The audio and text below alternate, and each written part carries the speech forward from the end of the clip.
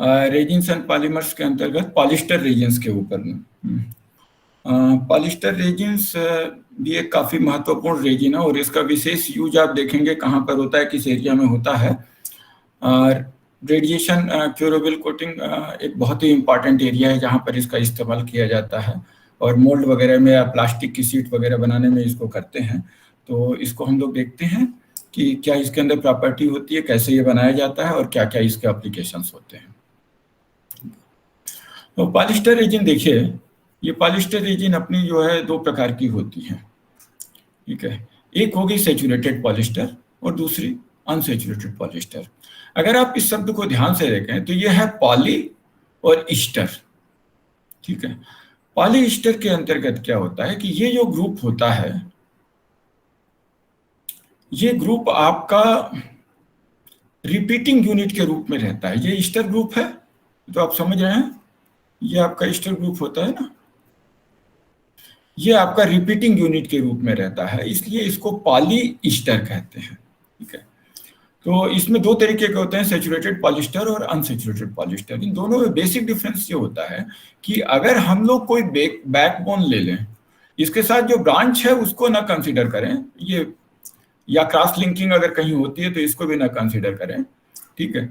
तो अगर ये खाली बैकबोन ले लें तो ये बैकबोन में अगर अनसेचुरेशन हुआ कहीं पर, ठीक है, तो ये कहलाएगा अनसेचुरेटेड पॉलिस्टर, और अगर कहीं पर ये अनसेचुरेशन नहीं है तो वो कहलाएगा पॉलिस्टर। ये बेसिक डिफरेंस इसके अंतर्गत हो जाता है। सेचुरेटेड पॉलिस्टर के अंतर्गत ये सबसे पहले आप एल्किड को रिमेंबर करिए कि एल्किड के अंदर क्या क्या चीजें थी। अगर आप ध्यान होगा तो एल्किड के अंदर हमारा पॉलीहाइड्रिक अल्कोहल था, पॉलीबेसिक एसिड था, और इन दोनों के रिएक्शन को हमने मॉडिफाई किया हुआ था आयल फैटी एसिड से। तो इसको हम लोग कहते थे आयल मॉडिफाइड पॉलिस्टर, ये भी कहते थे। तो polyester is nothing but oil free alkyd, you can say oil free alkyd. ऐसा एल्किड जिसमें आयल या फैटी एसिड ना हो तो वो आपका पॉलिस्टर कहलाएगा। जैसे many Easter link in backbone polyester, backbone में जैसे हमने बताया, तो इसके अंतर्गत दो महत्वपूर्ण रॉ मटेरियल होते हैं, पॉलीहाइड्रिक अल्कोहल और पॉलीबेसिक एसिड। ये दोनों आपके एल्किड में भी थे, लेकिन एल्किड में आयल था। पॉलिस्टर्स को हम लोग जैसे हमने बताया आयल फ्री एल्किड भी कहते हैं।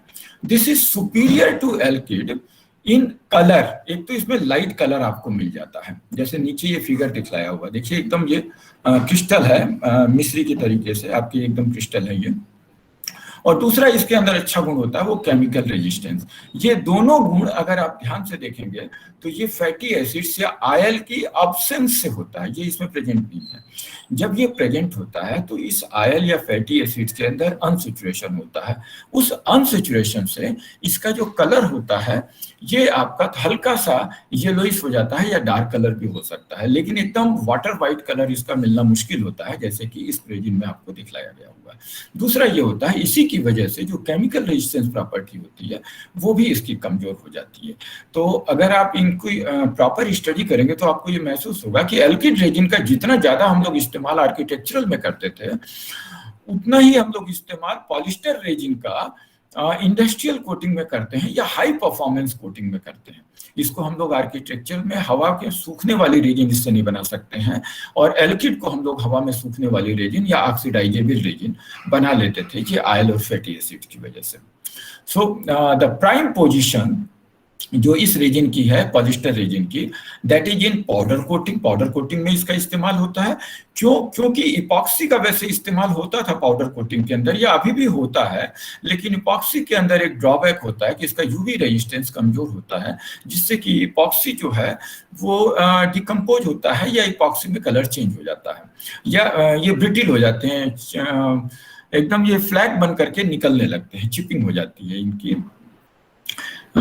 या इसको डस्ट के रूप में भी कन्वर्ट हो जाते हैं ये यूवी की वजह से। तो ये एक अवगुण होता है जिसको कि इपॉक्सी को हम लोग पाउडर कोटिंग के अंदर नहीं इस्तेमाल कर पाते हैं, जबकि और इसको हम लोग इस्तेमाल करते हैं पॉलिस्टर रेजिन को। पॉलिस्टर रेजिन का दूसरा इस्तेमाल होता है हाई सॉलिड्स कोटिंग।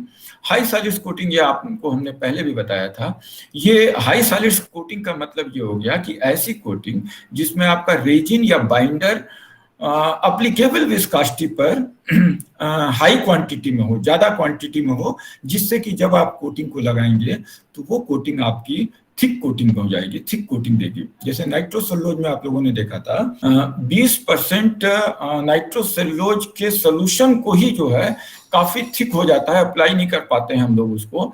लेकिन यहाँ पर क्या होता है, इस कोटिंग को आप 80-90% या 100% में भी इस कोटिंग को आप अप्लाई कर सकते हैं, इतनी सॉलिड आपको मिल जाती है। तो एक ही कोट के अंदर आपको अच्छी खासी थिकनेस इसमें मिल जाती है। थर्मोप्लास्टिक पाउडर में भी इसको इस्तेमाल कर लेते हैं, जबकि ये थर्मोसेटिंग होती है ज्यादातर। And UV radiation curable coating के अंतर्गत इसका अच्छा इस्तेमाल होता है। तो these are some prime location where these coatings are use, polyester based coating इस्तेमाल की जाती है। ठीक है, अब इसके रॉ मटेरियल आप देखिएगा, इसके अंदर सेचुरेटेड की हम लोग बात कर रहे हैं। These are the raw material of saturated polyester. तो इसके जो रॉ मटेरियल हैं वो पॉलीहाइड्रिक अल्कोहल्स, जो पॉलीआल्स या एल्किड के भी रॉ मटेरियल आपके रहे, पॉलीबेसिक एसिड और मोनोफंक्शनल एसिड्स, यही रॉ मटेरियल आपको एल्किड में भी नजर आए होंगे। उसके अंतर्गत बस फैटी एसिड्स या ऑयल और थे आपके। देखिए ये पॉलीआल्स के अंतर्गत ऑलमोस्ट वही पॉलीआल्स है, उसके एडिशन में कुछ और पॉलीआल्स हम लोग डालते हैं। इथाइलिन ग्लाइकॉल हो गया, प्रोपाइलिन ग्लाइकॉल हो गया, ग्लिसरॉल हो गया, पेंटाएसिटॉल हो गया। These are the popular polyols which are used in polyester coating. In addition, many more polyols are used depending on cost. Cost के वजह से परफॉर्मेंस हमें कैसा चाहिए, हमने आपको बताया कि इसका हाई परफॉर्मेंस कोटिंग वगैरह में इस्तेमाल होता है, इंडस्ट्रियल में इस्तेमाल होता है। तो हमें कहाँ इसको इस्तेमाल करना है, लकड़ी पर इस्तेमाल करना है, स्टील पर इस्तेमाल करना है, कहाँ इस्तेमाल करना है, उस हिसाब से हम लोग इसको सेलेक्ट करते हैं। और ईज ऑफ प्रोसेसिंग, प्रोसेसिंग में जितना आसान हो ये भी हम लोग कंसीडर करते हैं। तो इस तरीके से इस ग्राउंड के ऊपर हम लोग रॉ मटेरियल को, पॉलीऑल्स को सेलेक्ट करते हैं। पॉलीहाइड्रिक अल्कोहल या पॉलीऑल्स में देखिए पेंटाएसिटॉल, this is one of the most popular polyol which is use in the polyester, saturated polyester.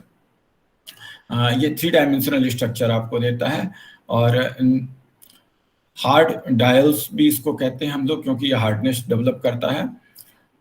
लेकिन polyols with long aliphatic chain impart flexibility. अगर फ्लेक्सिबिलिटी चाहिए तो हम लोग लॉन्ग एलिफेटिक चेन के पॉलीऑल्स को इस्तेमाल करते हैं। जैसे कि यहाँ पर देखिए, ये आप समझ लीजिए कि जैसे ये आपका पॉलीऑल हो गया एक, ठीक है, या ये पॉलीऑल हो गया डाइइथाइलिन ग्लाइकॉल। तो इस तरीके के हम लोग लेकर के लॉन्ग चेन पॉलीऑल्स को ले सकते हैं, जो कि आपको फ्लेक्सिबिलिटी देगा इस कोटिंग के अंतर्गत। इनको हम लोग सॉफ्ट डायल्स भी कहते हैं।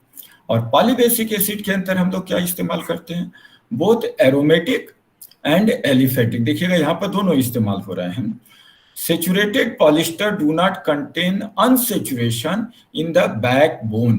आपको ध्यान होगा कि हमने आपको उसमें एल्किड में बताया था कि थैलिक एनाइड्राइड के इस्तेमाल के साथ हम लोग मैलिक एनाइड्राइड का भी इस्तेमाल करते हैं। लेकिन इसमें चूंकि ये सेचुरेटेड है, इसलिए यहाँ पर मैलिक या फ्यूमरिक एसिड का हम लोग इस्तेमाल नहीं करेंगे, क्योंकि मैलिक एसिड के स्ट्रक्चर में आप लोगों ने देखा था कि मैलिक के अंतर्गत अनसेचुरेशन होता है और वो बैकबोन में नहीं आना चाहिए, अदरवाइज ये अनसेचुरेटेड पॉलिस्टर में चला जाएगा। तो ये सेचुरेटेड पॉलिस्टर है, इसलिए इस तरीके के मटेरियल का हम लोग इस्तेमाल नहीं करते हैं, चाहे वो पॉलीऑल्स हो और चाहे वो पॉलीबेसिक एसिड्स हो जिसमें अनसेचुरेशन हो।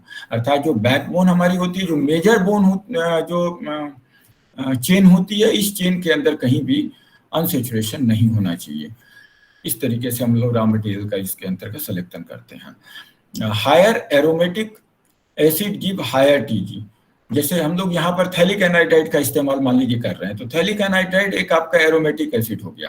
तो थैलिक एनाइड्राइड का अगर आप ज्यादा इस्तेमाल करेंगे तो टीजी आपका ज्यादा होगा। टीजी कहते हैं हम लोग ग्लास ट्रांजिशन टेम्परेचर।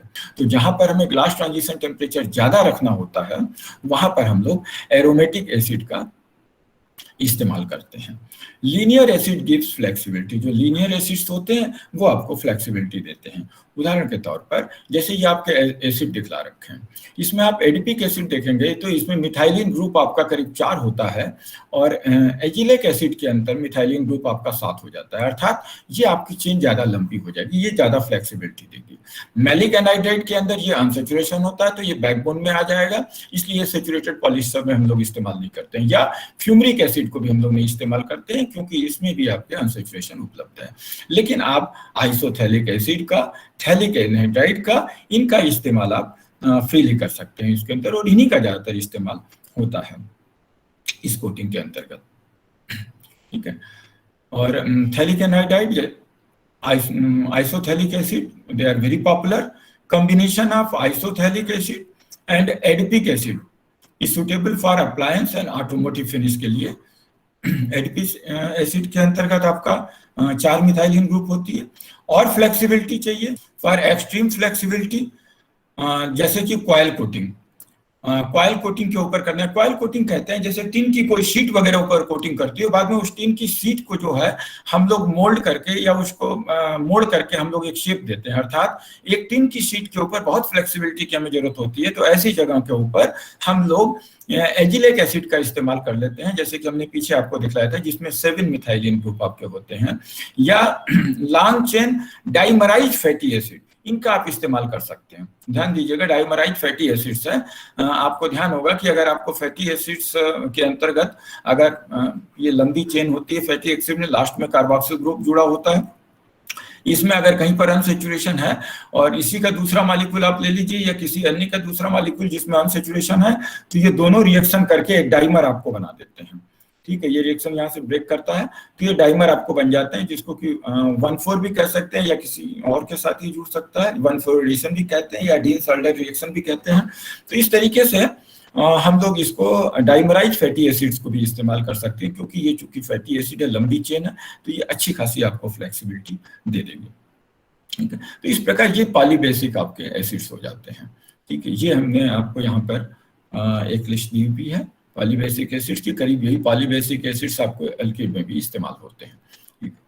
अब मोनोबेसिक एसिड्स का जैसे एल्किड में हम लोग लिए थे, वैसे ही वही पर्पज यहाँ पर भी करीब होता है।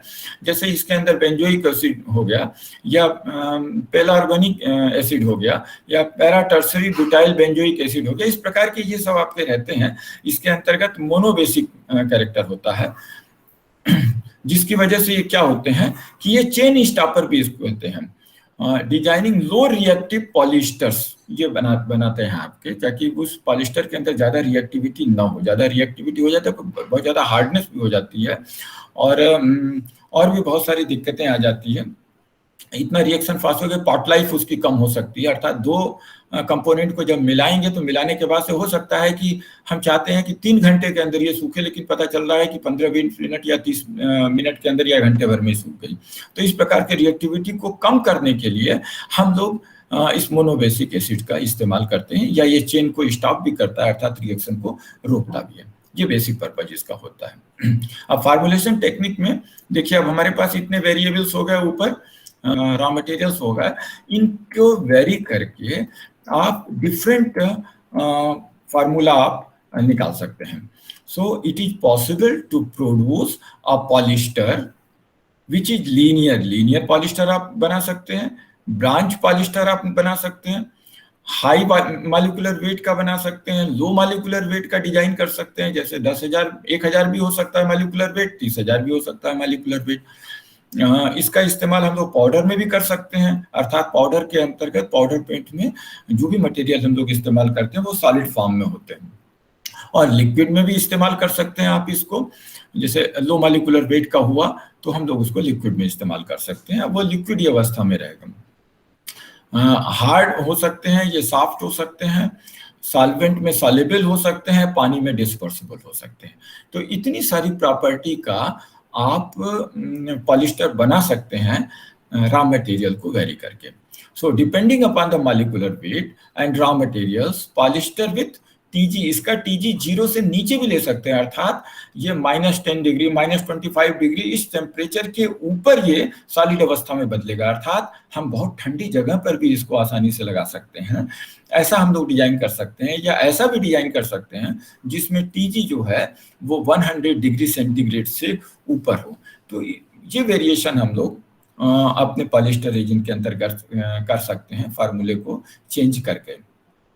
पॉलिएस्टर्स use for coating purpose are low molecular weight, ये लो मॉलिक्यूलर वेट होते हैं, अर्थात ये ओलिगोमर्स होते हैं। आपको ध्यान होगा ओलिगोमर्स को हमने बताया था, ओलिगोमर्स का मॉलिक्यूलर वेट कम होता है, और ये ओलिगोमर्स फिर रिएक्शन करते हैं, कोटिंग को लगा देने के बाद से ये रिएक्शन करके बड़े मॉलिक्यूल में पॉलीमर में कन्वर्ट हो जाते हैं और ड्राई अवस्था में आ जाते हैं। वही पर्पज यहाँ पर भी है।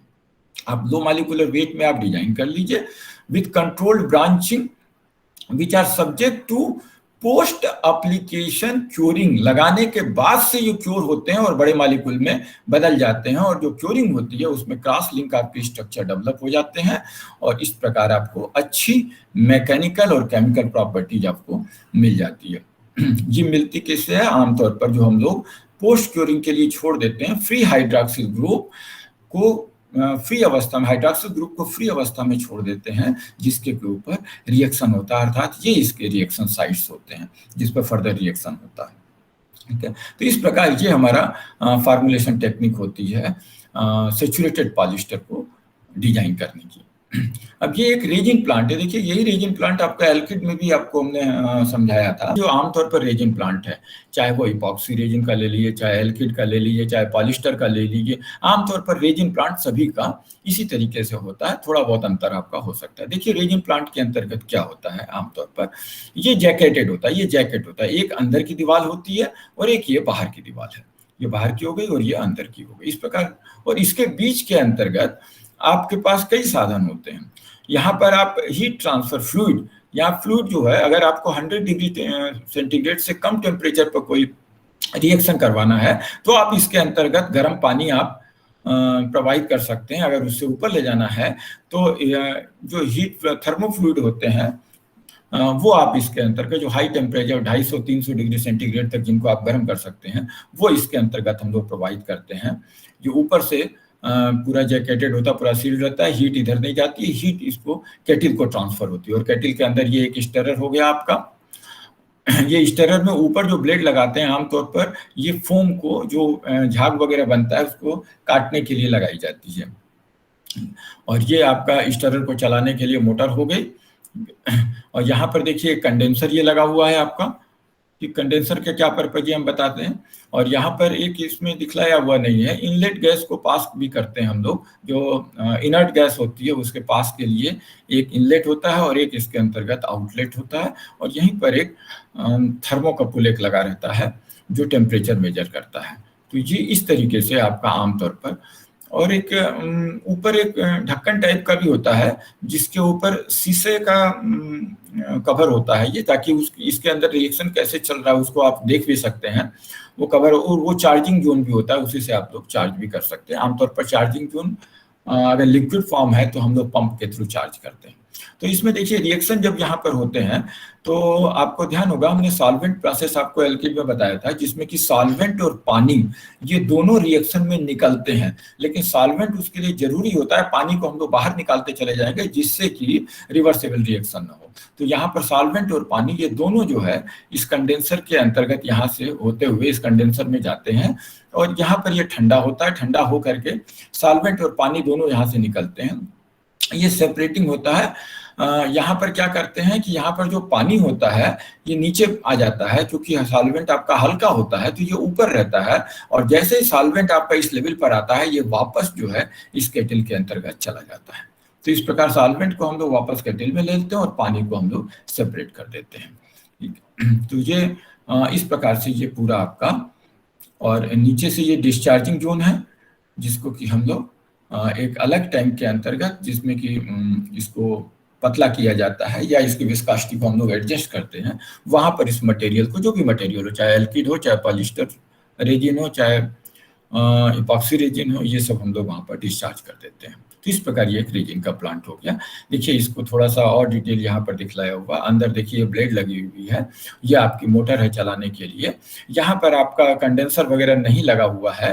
तो ये हमने आपको उसमें दो प्रोसेस बताए थे, एक सॉल्वेंट मेथड बताया था और एक फ्यूजन मेथड बताया था। तो इसको आप समझ लीजिए करीब करीब ये फ्यूजन मेथड की तरीके से, इसमें सॉल्वेंट आपका नहीं निकलता है। यहाँ पर देखिए एक अंदर जो है हीटिंग के लिए, वहाँ पर हमने आपको जैकेट दिखलाया था। जैसे यहाँ पर आपको जैकेट हीटिंग के लिए दिखलाया था कि यहाँ पर केटल के बाहर जो है वो फ्लूइड फ्लो कर रहा है, और यहाँ पर हमने दिखलाया हुआ है केटल के अंदर ये कॉइल होती है, इस कॉइल से जो होता है ये फ्लूइड, गर्म फ्लूइड जो भी होता है वो इसके अंदर प्रवाहित होता रहता है, और मटेरियल इसके अंदर रहता है। ये केटल की बाहरी दीवार होती है। यहाँ पर ये देखिए ये केटल की बाहरी दीवार है, इसमें ये हीटिंग कॉइल है जिसके द्वारा इसको हीट करते रहते हैं मटेरियल को, और ये स्टरर है। तो ये इनसाइड है उसका, जिस केटल का, किसी रेजिन बनाने की केटल का। पॉलिस्टर के मॉडिफिकेशन को देखिए अब आप ना, ये आमतौर पर 2 पैक सिस्टम होता है। वैसे सिंगल पैक भी बना सकते हैं, लेकिन 2 पैक को हम लोग प्रीफर करते हैं, क्योंकि 2 पैक को अगर आप समझें तो हमारे ख्याल से कुछ बच्चे समझते होंगे 2 पैक और सिंगल पैक क्या होता है। 2 पैक का मतलब ये होता है, जैसे घरों में अभी आप पेंट लाते हैं कोई भी लगाने के लिए, तो एक आपके पास डब्बा होता है, इस डब्बे का ढक्कन आपने खोला और इस पेंट को आपने मिक्स किया। मिक्स क्या मतलब, उसको हिला करके यूनिफॉर्म कर लेते हैं, और इसके बाद से पेंटर चाहे तो इसके अंदर सॉल्वेंट डालता है विस्कोसिटी को एडजस्ट करने के लिए, और उसके बाद इसको लगाना चालू कर देता है। तो ये तो आपका सिंगल पैक हो गया, ठीक है, जिसको कि 1 पैक भी कहते हैं। लेकिन 2 पैक के अंतर्गत क्या होता है, ये हम लोग की पैकिंग जो होती है ये 2 होती है, ठीक, ये 2 अलग अलग मटेरियल होते हैं। एक में आपका आमतौर पर हम लोग रेजिन कहते हैं, इसमें रेजिन पड़ी रहती है, जैसे कि आपके पॉलिस्टर रेजिन में, और एक में आपका हार्डनर होता है, ठीक है। तो ये अलग अलग पड़े रहेंगे, तो ये महीनों पड़े रहें, सालों पड़े रहें, ये सॉलिड अवस्था में नहीं आएंगे, दोनों ही लिक्विड अवस्था में, दोनों लिक्विड अवस्था में बने रहेंगे। लेकिन जैसे ही आप इन दोनों को मिलाएंगे, 2 पैक को लगाते से पहले हम लोग इनको मिला लेते हैं, जैसे ही आपको मिलाएंगे, मिलाने के बाद से ये हो सकता है 1 घंटे में, हो सकता है 2 घंटे में, या हो सकता है 3 घंटे में ये सॉलिडिफाई हो जाए। इसको हम लोग बोलते हैं, जो ये सॉलिडिफाई हो जाता है, इसको हम लोग बोलते हैं पॉट लाइफ, कि कितनी देर में सॉलिडिफाई हो गया। मान लीजिए कि ऐसे सिस्टम पे लगा रहे हैं जहां पर कि हम चाहते हैं कि घंटे भर के अंदर ये सॉलिडिफाई हो जाए, तो थोड़ा थोड़ा मटेरियल मिलाते रहते हैं और उसको लगाते चले जाते हैं, और घंटे भर के अंदर वो सॉलिड अवस्था में कन्वर्ट हो जाता है।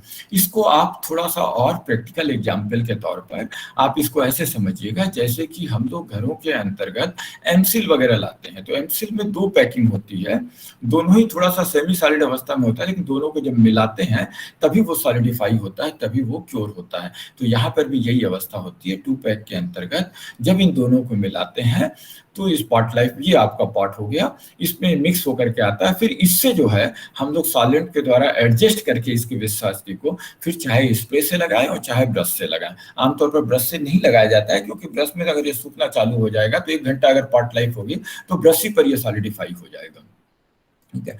तो इस प्रकार ये 2 पैक सिस्टम का ये एक्सप्लेनेशन है।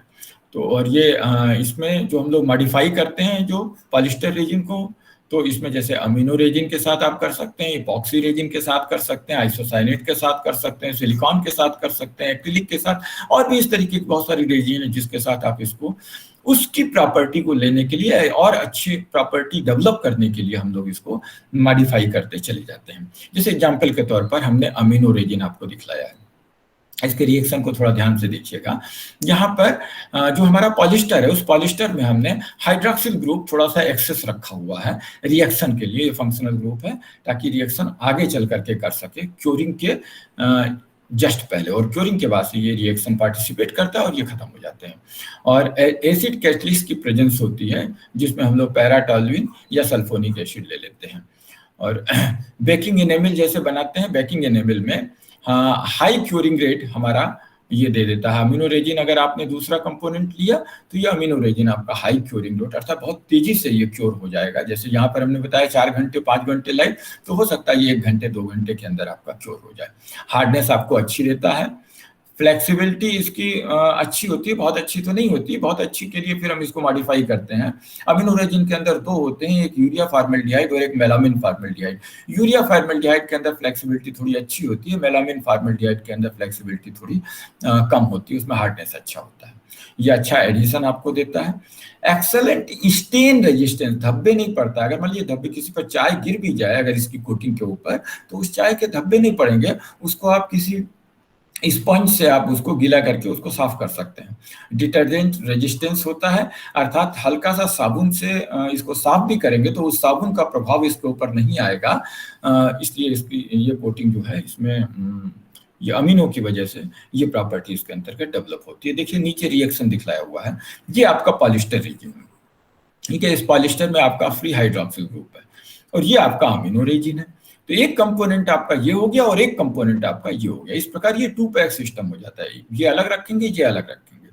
उसके बाद से जैसे इनको मिलाते हैं तो अमीनो रेजिन के अंतर्गत या तो ये फंक्शनल ग्रुप हो और यह अमीनो रेजिन के अंतर्गत ये फंक्शनल ग्रुप हो जो नीचे दिखाया हुआ है, ठीक है। ये फंक्शनल ग्रुप इसके साथ रिएक्शन करेगा OH के साथ और इस प्रकार ईथर लिंकेजेज आपका ये डेवलप कर देता है यहाँ पर, ठीक है। दोनों में ही ईथर लिंकेज है, दोनों तरीके से ईथर लिंकेज है और इस प्रकार ये एक काफी बड़ा मॉलिक्यूल बन जाता है और जो ड्राई अवस्था में होता है। यहाँ पर ये दोनों ही लिक्विड अवस्था में हम लोग लेते हैं, जब मिलाते हैं तो ड्राई होकर के ये सॉलिड हार्ड फिल्म के रूप में कन्वर्ट हो जाता है। तो अमीनो की भी प्रॉपर्टी इसमें आ गई और पॉलिस्टर की भी प्रॉपर्टी आ गई, ये दोनों प्रॉपर्टी इसकी आ गई। इसी प्रकार वहां पर अमीनो के साथ दिखलाया, यहाँ पर देखिए आइसोसाइनेट एक एग्जाम्पल हम ले रहे हैं, ये भी आपका एक्सेस हाइड्रोक्सिल ग्रुप के ऊपर रिएक्शन करेगा और किसका रिएक्शन होगा, पॉली आइसोसाइनेट का होगा। पॉली आइसोसाइनेट, पॉलीयूरेथीन का नाम आप लोगों ने सुना होगा, उसका एक ये रॉ मटेरियल होता है और ये बहुत ही अच्छी प्रॉपर्टी डेवलप करता है। ये भी हाई रिएक्टिविटी आपको देता है एम्बिएंट टेम्परेचर, नॉर्मल टेम्परेचर के ऊपर, अर्थात 30 डिग्री सेंटीग्रेड 40 डिग्री सेंटीग्रेड के ऊपर भी इसकी क्यूरिंग हो जाती है, तो इसको कोल्ड क्योर सिस्टम भी हम लोग बोलते हैं।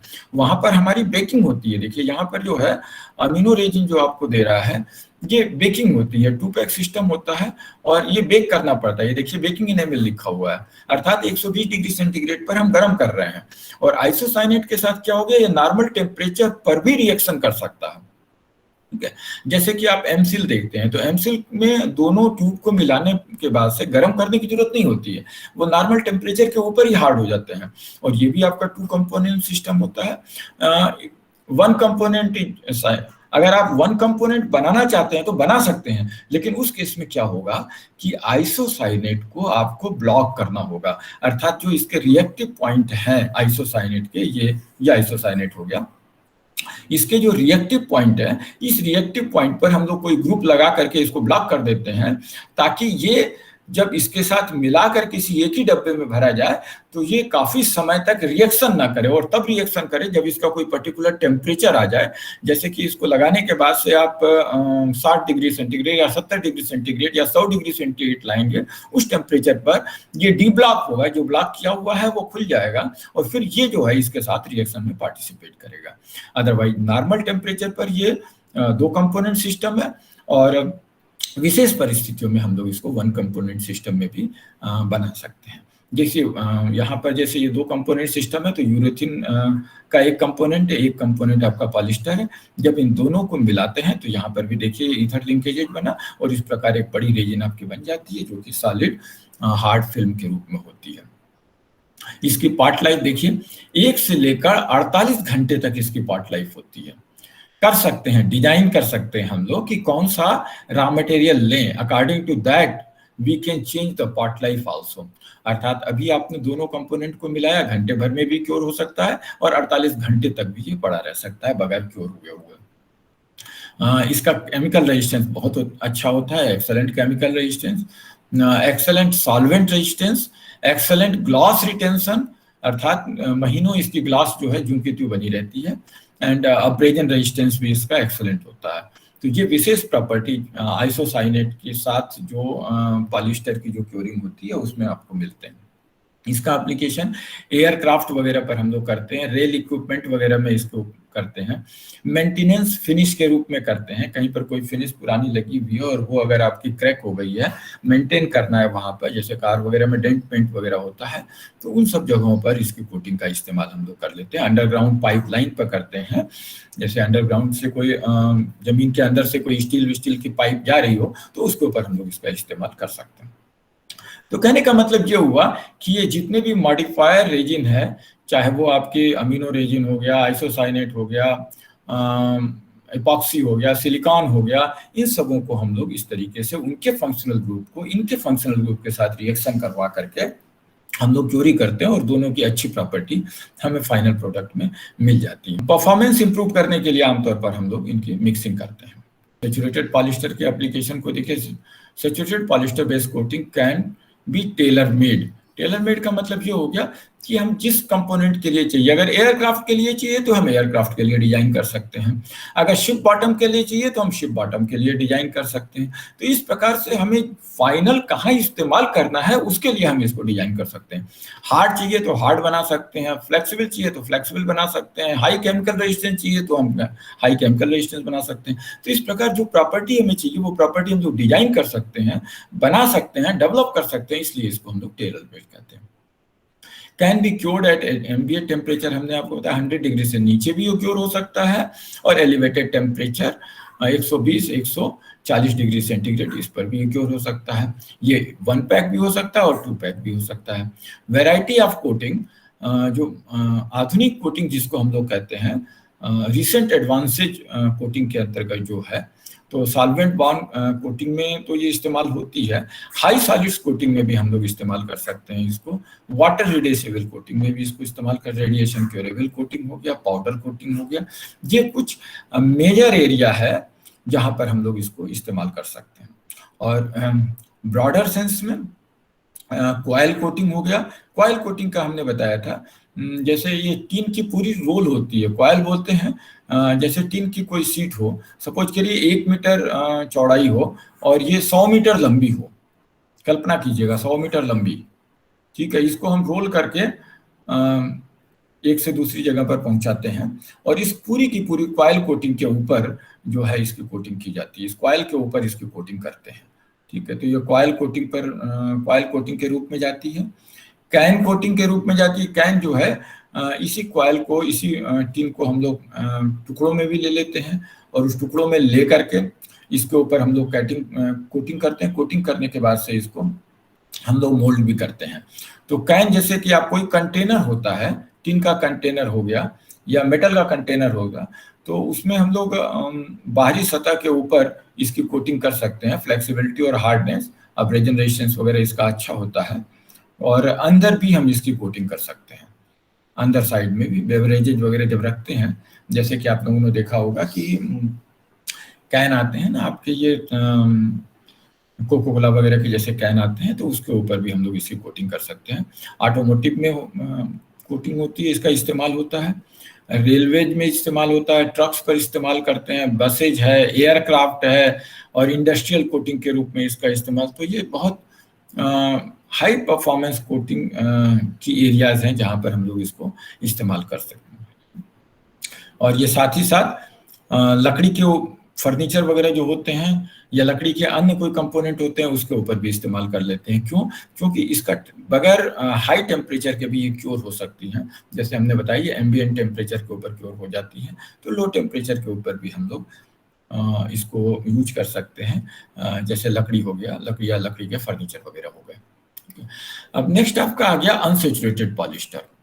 अनसैचुरेटेड पॉलिस्टर में क्या है कि लीनियर लो मॉलिक्यूलर वेट, ठीक है, लो मॉलिक्यूलर वेट लीनियर हो गए, जिसमें डबल बॉन्ड, बैकबोन में आपके डबल बॉन्ड होते हैं। जैसे उदाहरण के तौर पर, जैसे यहाँ पर हमने जो कंपोनेंट ले लिया, ये मैलिक ले लिया और दूसरा एसिड थैलिक एनाइड्राइड ले लिया और एक आपका अल्कोहल ले लिया, प्रोपाइलिन ग्लाइकॉल। तो जब इनका हम आपस में रिएक्शन करवाते हैं तो यहाँ पर देखिए आपका एक अनसैचुरेशन आपका ये हो गया, ठीक है। इसी प्रकार एक अनसैचुरेशन आपका ये हो गया।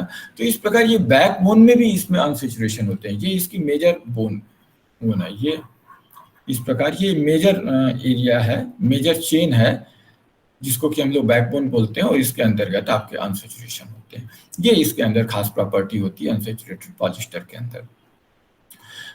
इसका ज़्यादातर इस्तेमाल रीइंफोर्स प्लास्टिक में किया जाता है। जैसे आप लोगों ने कभी कभी देखा होगा कि पहले छत बनाने में हम लोग टिन वगैरह का इस्तेमाल करते थे, लेकिन अब जो है हम लोग टिन की जगह पर प्लास्टिक के शीट का इस्तेमाल करते हैं। उस प्लास्टिक की शीट को कभी आप ध्यान से देखिएगा तो उसमें ऐसा लगेगा कि जैसे उसमें कुछ फाइबरस चीज़ें पड़ी हुई है, उसमें ग्लास वूल वगैरह पड़े रहते हैं, ग्लास फाइबर्स होते हैं, तो इसीलिए इसको रीइंफोर्स प्लास्टिक कहते हैं। अर्थात प्लास्टिक में और स्ट्रेंथ डेवलप करने के लिए हम लोग ये सब चीज़ें डालते हैं, ग्लास फाइबर्स वगैरह। तो ये प्लास्टिक की सीट बनाने में इसका इस्तेमाल करते हैं, अर्थात स्ट्रक्चरल एप्लीकेशन में इसका इस्तेमाल होता है कोटिंग के अलावा। टू कंपोनेंट सिस्टम, एक कंपोनेंट क्या होता है, एक कंपोनेंट इसका होता है solution of polymer in monomeric diluent. देखिए डाइल्यूएंट का इस्तेमाल कर रहे हैं हम विद एक्टिवेटर, ये डाइल्यूएंट है, ठीक है। डाइल्यूएंट आप लोगों ने उसके अंदर थिनर के अंदर पढ़ा होगा, solvent, diluent and latent solvent, ठीक है। तो लेकिन वहां पर जो डाइल्यूएंट था वो उड़ जाता था, यहाँ पर जो ये डाइल्यूएंट है ये उड़ेगा नहीं, ये इसी के साथ बना रहेगा। ये मोनोमरिक डाइल्यूएंट है, जैसे स्टाइरिन हो गया, यहाँ पर स्टाइरिन एक मोनोमरिक डाइल्यूएंट है।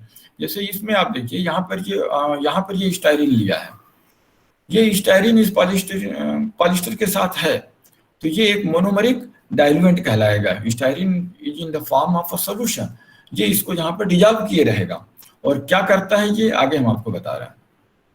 और दूसरा क्या होता है, इनिशिएटर, डिस्पर्स इन सॉल्वेंट या प्लास्टिसाइजर। यहाँ पर एक इनिशिएटर ले लेते हैं। इनिशिएटर हमने आपको पॉलीमराइजेशन, एडिशन पॉलीमराइजेशन वगैरह में बताया था इनिशिएटर के बारे में।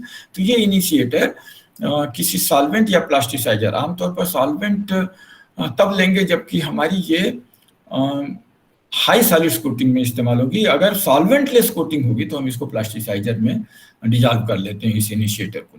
तो एक कंपोनेंट आपका ये हो गया और एक कंपोनेंट आपका ये हो गया। इस प्रकार ये दो कंपोनेंट आपके हो जाते हैं इसके अंतर्गत। तो unsaturation in backbone is due to unsaturation in diacid, जैसे मैलिक एसिड वगैरह हो गया ना, इन सबों में ये अनसैचुरेशन होता है, जिसकी वजह से बैकबोन में अनसैचुरेशन आता है। इसका रिएक्शन हम लोग पॉलीहॉल के साथ करवाते हैं। This give polyester which is further cross linked at unsaturation, जैसे हमने आपको यहाँ दिखलाया। ये पहले तो इसका रिएक्शन हुआ, मैलिक एनाइड्राइड, थैलिक एनाइड्राइड दोनों एसिड हो गए, ये अनसैचुरेशन हो गया। यहाँ से प्रोपाइलिन ग्लाइकॉल अल्कोहल के साथ रिएक्शन हुआ, तो ये आपका अनसैचुरेटेड, ये आपका पॉलिस्टर बन गया, ये अनसैचुरेटेड, ठीक है। अब इस अनसैचुरेटेड पॉलिस्टर का हम लोग जो अनसैचुरेशन पोर्शन है, ये इस अनसैचुरेशन पर हम लोग रिएक्शन करवाएंगे।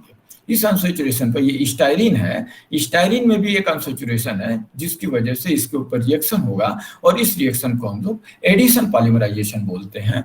ये हमने आपको उसमें बताया था स्टाइरिन ब्यूटाडाइन रबर वगैरह में, रबर के रीजन में हम लोगों ने इस पर चर्चा किया था, तो वहां पर हमने इसको बताया था। तो इस तरीके से ये स्टाइरिन जो है इसके साथ एडिशन पॉलीमराइजेशन करता है। लेकिन एडिशन पॉलीमराइजेशन के लिए ये भी हमने आपको बताया था, एक इनिशिएटर की जरूरत होती है। सबसे पहला स्टेप था इसका इनिशिएशन, उसके बाद था प्रोपागेशन और तब था टर्मिनेशन। तो इनिशिएशन के लिए आप क्या करेंगे, एक इनिशिएटर डालते हैं।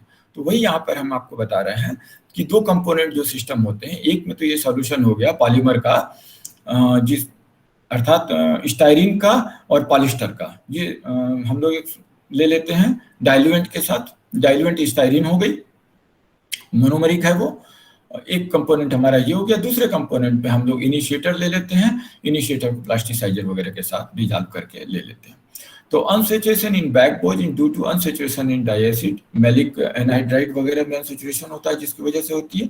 This give polyester which is further cross link with at unsaturation, unsaturation पर क्रॉस लिंक करता है, जैसे अभी हमने आपको दिखलाया स्टाइरिन के साथ। This resin is very popular in plastic industry के अंदर, इसका ज्यादातर इस्तेमाल होता है, लेकिन पेंट में भी थोड़ा बहुत इस्तेमाल है कुछ विशेष जगह पर। In coating little or no solvent, coating में इसका इस्तेमाल करेंगे, थोड़ा सा इस्तेमाल होता है, या ऐसी जगह पर जहां पर कि हमें सॉल्वेंट की जरूरत होती है, अर्थात सॉल्वेंट लेस कोटिंग की जहां पर जरूरत होती है, वहां पर फिर हम लोग इसका इस्तेमाल करते हैं।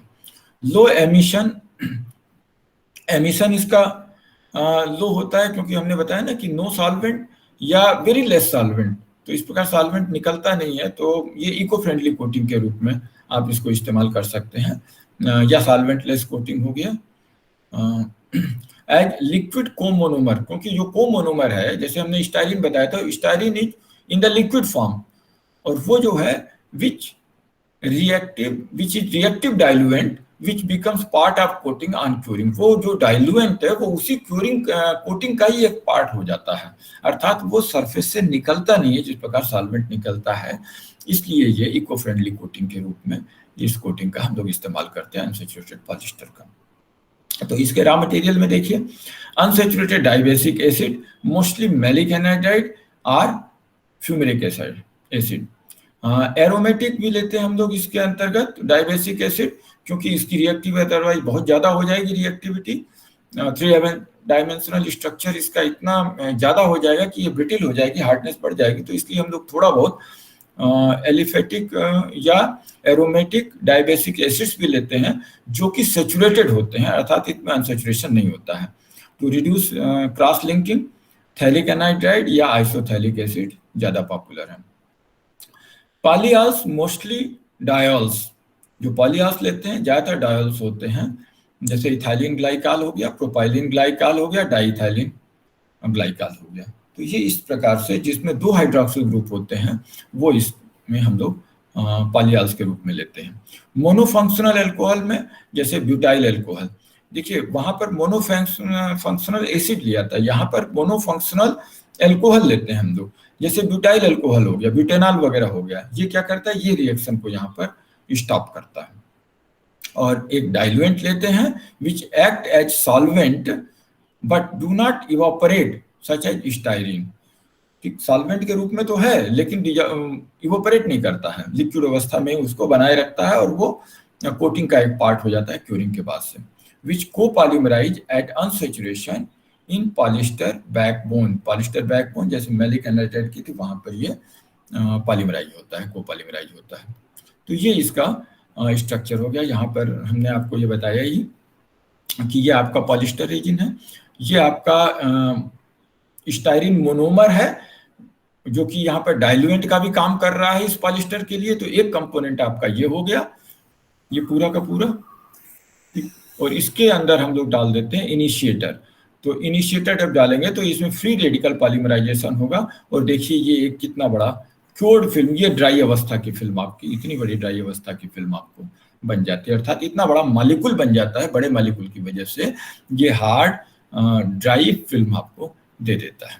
और यहाँ पर ये दोनों लिक्विड अवस्था में, ये वैसे ये पॉलिएस्टर जो है आपका सॉलिड अवस्था में भी हो सकता है, लेकिन स्टाइरिन के अंदर ये घुल जाता है और स्टाइरिन यहाँ पर डाइल्यूएंट का काम करता है। तो ये इसका बेसिक मैकेनिज्म हो गई अनसैचुरेटेड पॉलिएस्टर की। जैसे यहाँ पर भी देखिए दिखलाया हुआ है उसी चीज को।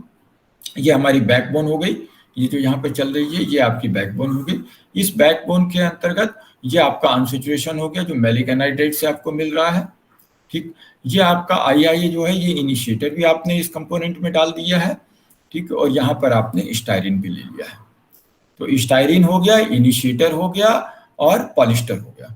अब जैसे ही इसको फिर हम लोग जब मिलाते हैं सारे कंपोनेंट को, तो ये इनिशिएटर क्या करता है, इनिशिएटर जो है ये स्टाइरिन पे रिएक्शन करके यहाँ पर ये फ्री रेडिकल फॉर्म करता है। तो फ्री रेडिकल जब ये बनाता है, ये फ्री रेडिकल आपका ये यहाँ पर रिएक्शन करता है और इस प्रकार ये अनसैचुरेशन को, मैलिक एनाइड्राइड के अनसैचुरेशन को ब्रेक करता है और ये कोटिंग यहाँ पर जुड़ जाती है, जैसे कि हमने इसके पहले आपको दिखलाया था। यहाँ पर देखिए ये जुड़ी हुई, ये स्टाइरिन हो गई आपकी। ये स्टाइरिन जो है ये मैलिक एनाइड्राइड था, यहाँ पर ये डबल बॉन्ड था, ये टूट गया, टूटने के बाद से यहाँ जुड़ गया। इसी प्रकार ये मैलिक एनाइड्राइड है, यहाँ पर ये मैलिक एनाइड्राइड है, ये डबल बॉन्ड है, ये टूटने के बाद से ये आपका बन गया। तो इस प्रकार से ये आपकी पॉलिएस्टर रेजिन की क्यूरिंग हो जाती है। ठीक है, यूजेज ऑफ पॉलिएस्टर में, अनसैचुरेटेड पॉलिएस्टर के एप्लीकेशन में आप देखिएगा, this is mostly used in reinforce plastic. ठीक है, because the poor mechanical strength क्योंकि ये हार्डनेस इसमें बहुत ज़्यादा हो जाएगी, ब्रिटलनेस आ जाएगी, अर्थात मैकेनिकल स्ट्रेंथ इसकी कमज़ोर हो जाएगी। तो उसके लिए क्या करते हैं हम लोग, री करते हैं फाइब्रस मटेरियल से। फाइब्रस मटेरियल में हमने आपको बताया जैसे ग्लास फाइबर हो गया, कॉटन हो गया, नायलॉन हो गया। ये वैसे ही हो गया जैसे घरों में आप लोगों ने देखा होगा कि जब हम लोग छतों वगैरह की ढलाई करते हैं या किसी पिलर की ढलाई करते हैं तो उसमें हम लोग सरिया भी लगाते हैं। तो जो आयरन का सरिया लगाते हैं उसका रीइंफोर्स ही बेसिक पर्पज होता है, जो मकानों के अंदर सीमेंट और मोरम के मिक्सचर को या कंक्रीट वगैरह को रीइंफोर्स करता है। उसी प्रकार ये जो फाइबर्स होते हैं ये इस पॉलीमर को रीइंफोर्स करते हैं, तो जो प्लास्टिक शीट होती है वो हमारी मजबूत हो जाती है। इसको मोल्डिंग में हम लोग इस्तेमाल करते हैं। जैसे कोई खिलौने वगैरह या कुछ बनाना होता है मोल्ड के द्वारा, तो वहां पर हम लोग इस्तेमाल करते हैं। थर्मोप्लास्टिक होता है यहाँ पर ये थर्मोप्लास्टिक है क्योंकि यहाँ पर कोई क्योरिंग एजेंट आपने नहीं डाला हुआ है, लेकिन डाल भी सकते हैं। डालने के बाद से एक बार वो हार्ड हो जाएगा तो फिर जो है दोबारा वो मेल्ट नहीं होगा। तो मोल्ड में भी आप इसको इस्तेमाल करते हैं, कास्टिंग में आप इसको इस्तेमाल कर लेते हैं। थिक कोटिंग कैन भी आपने इससे एक मोटी आपकी कोटिंग, एक ही एप्लीकेशन में आपको अच्छी खासी मोटिंग कोटिंग मिल जाती है। कहने का मतलब ये हुआ कि एक सॉल्वेंट बेस्ड जो नॉर्मल सिस्टम होता है उसकी 10 से 15 कोट करेंगे तो उसमें जो थिकनेस मिलेगी वो थिकनेस इसकी एक ही कोट में मिल जाती है, क्योंकि इसमें सॉल्वेंट का इस्तेमाल नहीं होता है। ये एप्लीकेबल विस्कोसिटी के ऊपर 100% सॉलिड होती है, जो कि आपको एक थिक कोटिंग दे देती है। तो इसका बेसिक इस्तेमाल वैसे वुड कोटिंग में ये फर्नीचर हो गया, फर्नीचर पर कर लेते हैं, या रेडियो हो गया, टेलीविजन हो गया, इनके जो कैबिनेट होते हैं इसके ऊपर इस कोटिंग का इस्तेमाल हम लोग करते हैं। तो इस प्रकार ये आपका कंप्लीट जो था पॉलिस्टर रेजिन आपकी हो गई।